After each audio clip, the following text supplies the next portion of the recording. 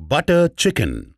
All you need is 200 grams of boneless chicken breast cut into 1-inch chunks, 2 teaspoons of ginger garlic paste, entire packet of Suhana butter chicken mix 50 grams, 100 ml of milk, 4 tablespoons of butter, 2 tablespoons of oil, 150 grams of fresh tomato puree, 200 ml of water.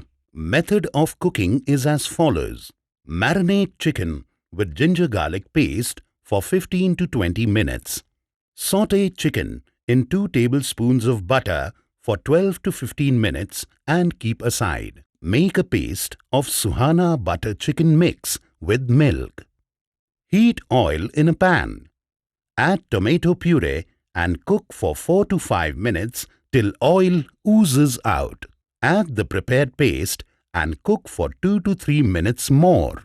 Add sautéed chicken and water. Simmer on a low flame for 5 to 6 minutes until the gravy thickens and garnish with remaining butter.